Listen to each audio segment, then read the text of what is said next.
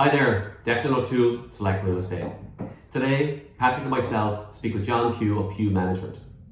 John and his company Pugh Management have found a niche market with the high net worth individuals, their families and their family businesses. Now, the times being what the times are, we speak a lot about COVID-19. John has an interesting take on retail and how it's been stressed.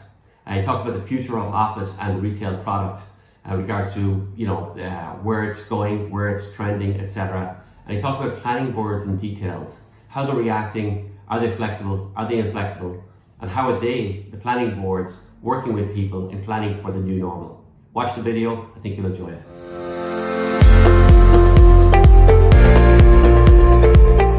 So, through the power of social media, looks like we are live again.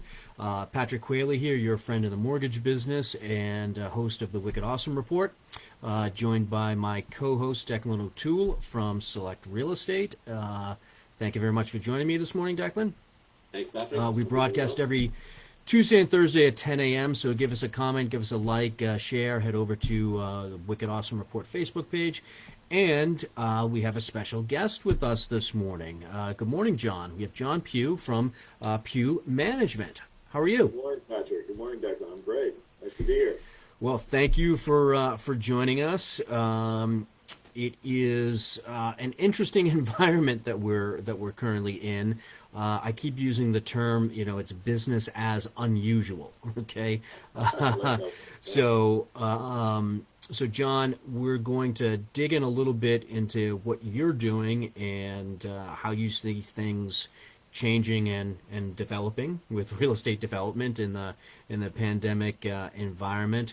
So, why don't you give us a quick little intro? Tell us about you and your firm and what it is that you do.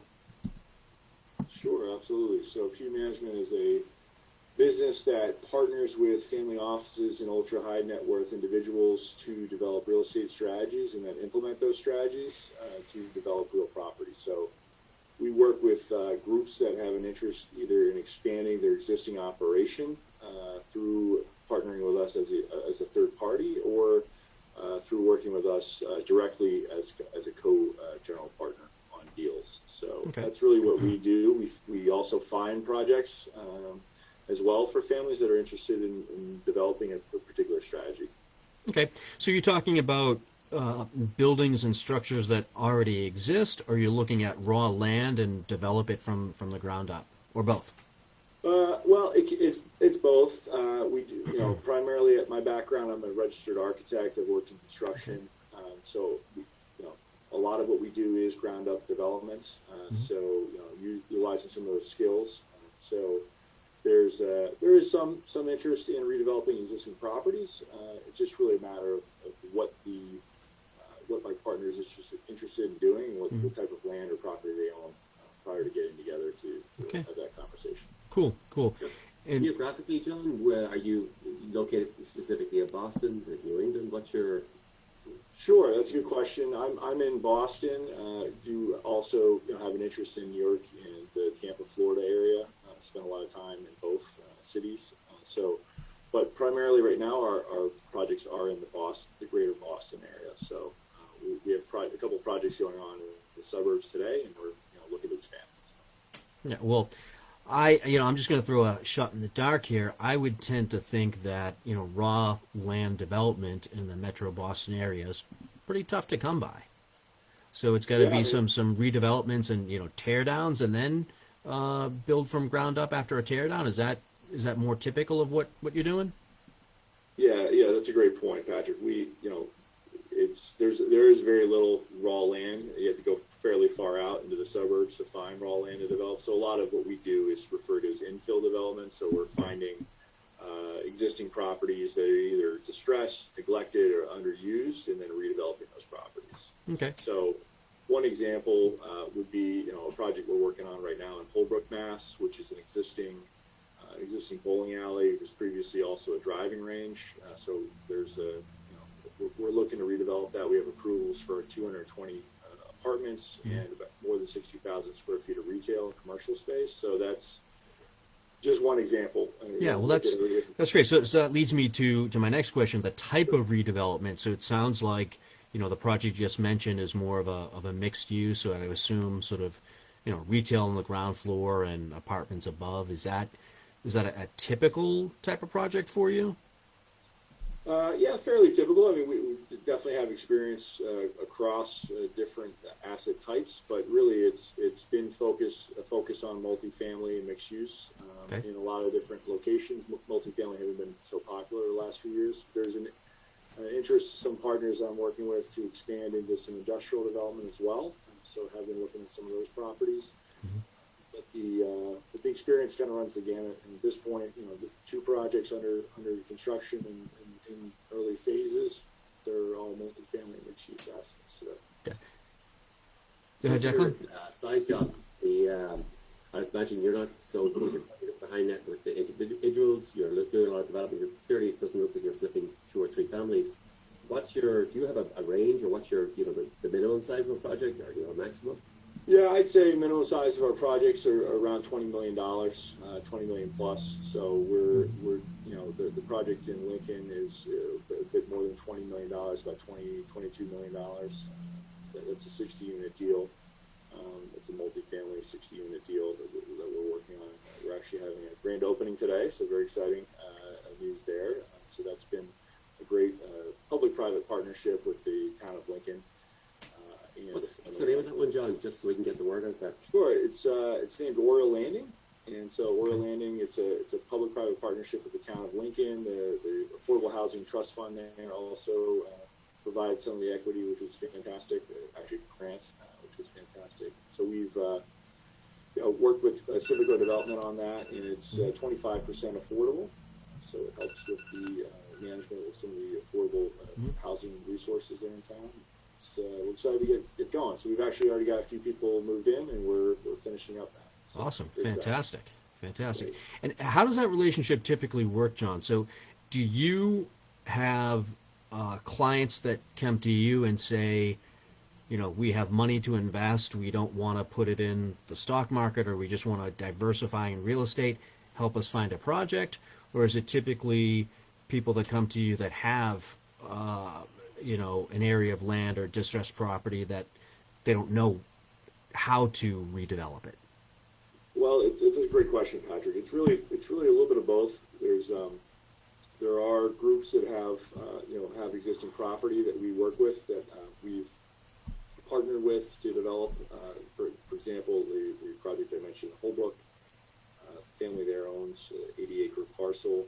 It had been previously approved for the 220 units and the retail commercials piece. And so I've been working with them to get that off the ground, get that designed and built. So, and then there's also another family I work with where where I've actually found property for them to develop. We've started at the very beginning in terms of figuring out, what types of properties they're looking to create, and then going and finding those properties with them, for them, with them, and really beginning at the very start, which is the approvals process. Yeah, So. that's cool. So it goes both ways. You have people with land coming to you looking to, for how to redevelop it, and you get people that want to get into that, and you help them find the land. Yeah, and I think it really comes down to, there are groups that have an interest, kind of like you said, in getting into real estate development, direct real estate investment. So I work with those people to come up with strategies, really craft strategies that are customer specific to their needs and their interests in terms of cash flow.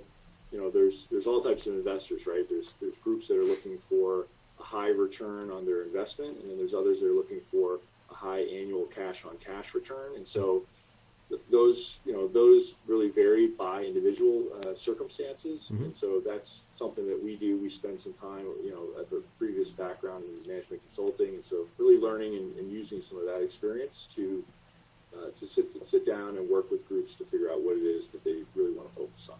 Awesome. So yeah, I was going to say, just it ties in a couple of different things with your architecture background. It's got to be rewarding to see the plans really come to life and see that be built, but also on the management consulting, helping more than just the physical structure, helping those clients develop their financial plans and see that come to life too.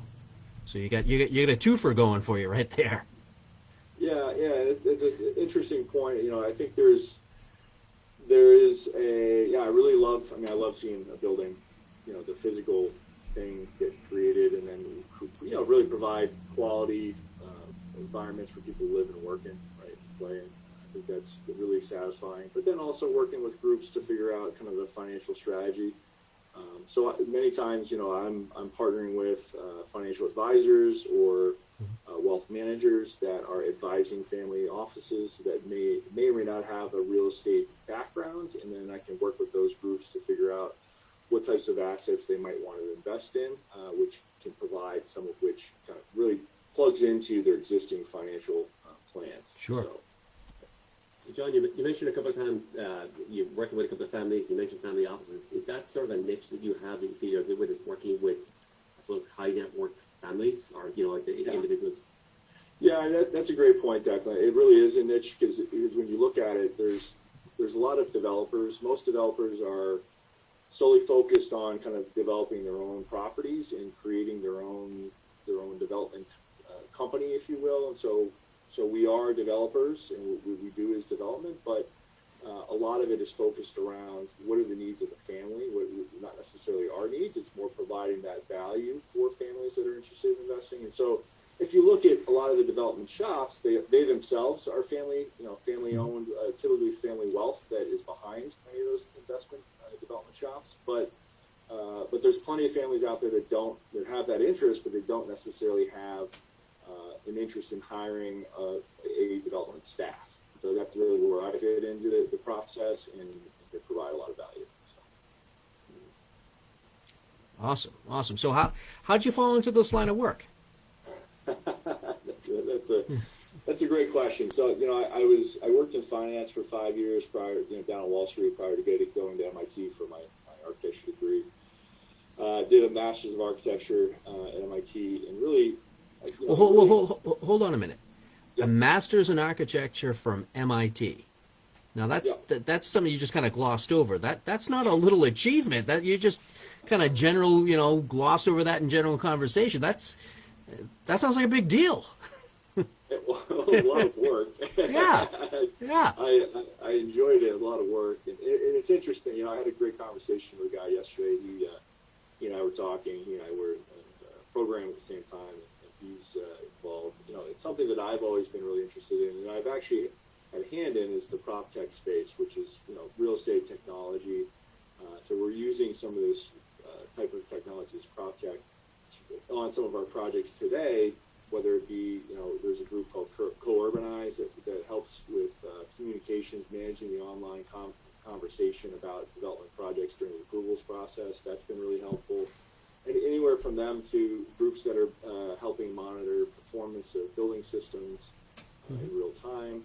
So there's a lot of these different really interesting technologies that I learned about at MIT while I was there that not necessarily everyone is aware of. And so that really also provides another layer or facet of value for some of the families. So I introduced one of the families I work with to a prop tech an entrepreneur who was looking to raise capital for an investment, and so that's also something I'm involved in and I help out with where I can, and it's something that I really have an interest in because really there's so much investment that's going to be going into prop tech in the next 5 to 10 years just because of how far basically how antiquated the industry has been because there's been a lack of that investment, right? So having worked, I mentioned finance, that was, I was working really in financial technology, the institutional trading side of things. It was a lot of software development type of work, and so I'm very familiar, and also with a startup, a financial technology startup. So that really kind of helps me plug into with the MIT experience some of those pieces that also add value to our properties, but also our relationships. Yeah, so financial management and the architectural building space. It seems like a unique, but when you step back and look at it, it seems like a proper fit. I mean, that is two things that uniquely have you positioned to work in this field. So good for you. Yeah, thanks. I do think it's fairly unique. I've definitely met a couple of other groups with somewhat similar type of experience, but it does helps me differentiate myself, which is what we're all trying to do, right? So. Yeah, yeah. So with the current, I guess, pandemic environment that everybody is referring to, how has how's your business operations changed, and how are you operating differently? How are your clients operating differently in the current environment? And we'll talk about what you may think is happening for the future. Yeah, I mean that's an important question, Patrick. I think we've all been dealing with now for 3 or 4 months at this point. Clearly it's forced a lot of the conversations to go online that were previously not. There's a lot of online marketing and tours that we're now doing, especially for the Lincoln project I just mentioned. So we're in lease up right now. We've gotten a lot of traction. We've got a lot of interest, much of which has been through online leasing and virtual tours. But it's still been a challenge, right? And so I think, that property in particular is really, really well located, given the particular situation that we're in, because it's right next to an on-ramp to Route 2, goes directly into Cambridge. You can get into Cambridge in 20 or so minutes. But it's on this beautiful bucolic setting. There's a lot, one of the focuses of that development, Ore Landing, is an agricultural focus. So there's curated gardening, which is, there's a monthly visit by our professional gardener that works with some of the residents. And so there's all these green spaces, additional outdoor space, which really can allow for more enjoyment and better, really, to some extent, better, living conditions for people who don't want to necessarily be stuck in a small apartment city. Right? Yeah, those definitely sound like some interesting amenities at that place. Yeah. Yeah, and so that's kind of an interesting theme that we developed. It was previously a horse farm. It was a very nice. It was actually named Oriole Farm, and that was where we kind of got the name from. But in addition to the typical amenities, we were really looking to connect with some of the really positive features about the community. And it is, refers to it as a semi-rural community. It really is, but with nice access into Boston. So yeah, in terms of, the rest of, I've really gone more focus on LinkedIn marketing and LinkedIn connecting with potential partners and new business opportunities, which has been a positive thing. There's been obviously lots of virtual conversations as well online like this. But I think in the end, clearly there's going to be a rise in investment in e-commerce, industrial warehouse space.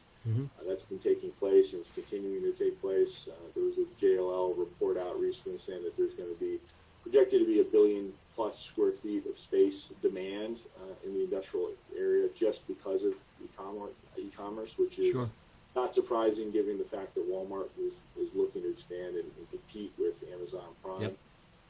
And then there's, like I was just saying a moment ago, the multifamily space is going to have to continue to develop and evolve. Co-living is a really interesting living setup. That's this tech-enabled situation where there's an app on your phone. It allows for all types of virtual communication between the property manager and the residents, but also the residents themselves, and by creating this connection, this community through these series of curated events.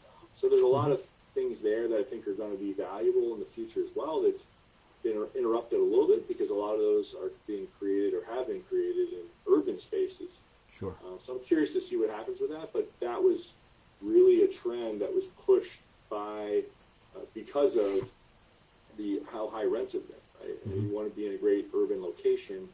You don't have $4,000 a month to pay rent to live where you want to live. Then maybe you pay $2,500, $2,000, and you're in the same space, but you don't necessarily need to rent an entire apartment. So I'm curious to see what happens with co-living. I think it's here to stay. It's just a matter of 6 months to 12 months. What does it look like? Right? So those are some of the interesting trends that I've been kind of following during the pandemic, and some things that I've been observations. Declan, you and I were talking earlier about pricing of multifamily housing and kind of seeing where that goes. The numbers as we both know haven't really changed very much in terms of the pricing, but there's got to be some impact with, especially in the Boston area. If you just take that example, there's a huge amount of Boston multifamily housing that's occupied by students, a lot of whom aren't necessarily going to be in the heads aren't going to be in those beds. So I'm curious to see how that impacts. Those that are in those beds are not moving to other apartments, so it's slowing down the whole process. I'm also curious to see, especially with the off-campus stuff, Declan, I'm curious to see, are kids going to still want to be in those apartments nearby school because they have friendships, relationships that are in place? I mean, we all would, at some point when you're in college, you don't want to really be with your parents, right? So you want to have your own independence and everything. And so there may be some of that, but in the end, I highly doubt it's going to offset the number of people that aren't going to be there. So I'm curious to see what happens with pricing. Like I said, my expectation is it will come down, but maybe it bumps back up, quickly. There's also the retail space, the retail and hotel space, and how distressed that is right now, which I think is really interesting. Well, it's distressed. The expectation is that it's going to become distressed. It is distressed in some instances already. So there's an interest there in finding opportunities to redevelop some of those properties for myself and some of our partners. But we'll see. I mean, I've had a couple of conversations with people that are working in economic development, a lot of these cities and towns, and they're excited about rethinking some of their areas and spaces, whether it be sidewalk dining or more takeout or whatever it may be. There's clearly an impact, and there's an impact even today, but I'm really curious to see 12 months from now what things look like. Yeah, so that was one of the questions that I had. So with some newer developments and planning and permitting phase, governments are somewhat notorious for moving slow. Okay, have you seen any sort of reaction from any of the planning boards or anything like that in terms of how they may be dealing with future development due to the pandemic and then the future needs of whether it be residential or commercial development, those tenants that are in those buildings? Yeah, that's a great question, Patrick. There's still very much an interest in seeing development in cities and towns because of the fact that everyone understands that that's going to bring positive economic benefits. There hasn't been, from what I've seen, a lot in terms of, planning boards aren't typically telling you what type of amenities you should have or parking requirements, things like that. I think, if anything, some of the planning boards recognize the pretty challenging economic situation that we're in, and they're becoming more pro-development in some instances. So, okay. But that being said, I had an interesting conversation with another developer the other day, and he and I were looking at a property in an urban part of Somerville, not too far from Cambridge, and the conversation really was, hey, how do we make an argument around, okay, so no one's going to be at Harvard or MIT this year. How do we make the economic, the financial argument to continue with the development in this particular situation? There's a lot of interest in continuing some of these developments, but the reality is, are we going to still have the same demand once it's done? And he had an interesting comment, which is, okay, 3 years from now, when the project actually opens, once it's been approved and built, is the demand going to be what it was, 6 months ago? And the answer is probably yes. Probably yes. There's going to be an impact, but at some point, COVID is our expectation is that COVID will be contained in enough of a manner that people can go back to somewhat the way that they were living previously. So, but there's also the comment about, things like retail, which is becoming less and less required, right? Yep. And it's a nice to have ground floor retail, and it's something that a lot of planning boards have been pushing as a way to activate the streetscape, which I entirely agree with. But then there's also having retail in places that it just doesn't belong. And so hopefully that helps some of these planning boards and city and town officials to think a little bit more. It's hard, it's a nuanced thing, right? If you're off on a side street and you're requiring retail, Yeah, it doesn't make sense. Yeah. Yeah, it doesn't make that much sense. And so there's been flexibility in the past from some of these planning boards, but there's also been some inflexibility in certain times. And so it's really important to be able to have those conversations. And I think, if anything, COVID and online commerce has really accelerated some of those trends. So I'll be curious to see what happens with that and what happens with our city streets and trying to activate those. Because there are ways to do it, but I can't tell you what they are today. So. Well, we're all of us are going to be counting on you. We're counting on you to figure it out and put it in place for us. All right. So no pressure at all. Give me 6 months. Yeah. Maybe a year. Yeah. Oh, all good stuff. So the speaking of which, so you've gone through. You're looking at obviously industrial buildings. You've looked at co-working, co-living is a great example. But by the way, for those that don't know, it's not like everybody's living in one space. You've got independent apartments, but there's a lot of common area facilities, including things like the agriculture there. So those are the trends you're going in. Obviously, you've done a lot of stuff in the Boston area.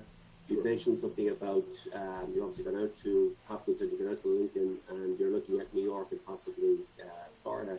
Are you looking for new partnerships? Or are you working with the people that you have right now in place? Or are you looking to expand in terms of your strategic partnerships with family offices or with other? Exactly, Declan. We are definitely looking to expand our relationships and partnerships. So would love to have people reach out if they have an interest in potentially working together. We have the capacity, the bandwidth to partner with some additional families on projects. So, like I said, it's something that we do every day, and we have the experience to take a project from kind of the gleam in the eye all the way through lease up and completion and the sale of the project. So that's something that we do. We're in Boston, as you said. We have an interest and we have experience developing in the suburbs of Boston as well as in the city. So certainly very open to having those conversations. And if people want to reach out, they can reach me at John, JOHN, at PUGHMGMT, PughManagement.com. PUGHMGMT.com is my website, and go there and learn a little bit more. We'd love to hear from you. Yeah, we've got the Facebook page tagged in the Facebook broadcast as well too, so that's a good place to grab all the information. And of course, LinkedIn, you've got a decent LinkedIn page there too. It gives a good explanation of what you do. So. Absolutely, yeah. Yeah, so we'll be Declan will be doing some editing and posting this to LinkedIn as well. So count on you, Declan, to also tag John and his company in that post when it heads live over there. Absolutely, sounds good. All right. Well, I think we're approaching close to the time allotted here. We want to be respectful of your time too, John. So, Declan, any last questions for our guest? Well, I think you gave a pretty good breakdown of what you do. It looks like I know certainly you seem like you've got a good niche there with the family offices, family companies. So. It's certainly a different angle on it, and certainly love to have you back again in terms of as things change, during and after COVID. Then we can come back and have further discussion about the greater economy and real estate around the Boston and greater area. That sounds fantastic. Yeah, like we said, no pressure, but we're counting on you to figure it all out for us. Okay, so I'll get back to you. So we'll give it a couple of minutes, and once you have the master plan nailed down, we'll have you back on hopefully, and you can walk us through what the solutions are. Appreciate that time. All right, John. Well, thank you again for giving us some time here to come on with us, talk about what you're doing. Hopefully, we can drive some business to your door, and looking forward to seeing what the new developments you have coming up in the future will be. So, want to thank everybody for tuning in. Thank you, Declan, our co-host here. So, this is another edition of the Wicked Awesome Report. Give us a like, give us a comment, give us a share. Head over to the Facebook page, Wicked Awesome Report, and give us a like there. You'll be notified next time we broadcast live. So let's wrap it up. Again, thank you, John. Thank you, Declan. And until the next edition, hope everybody out there stays awesome. Take care. And we'll end the live stream here in a second. Hit the button.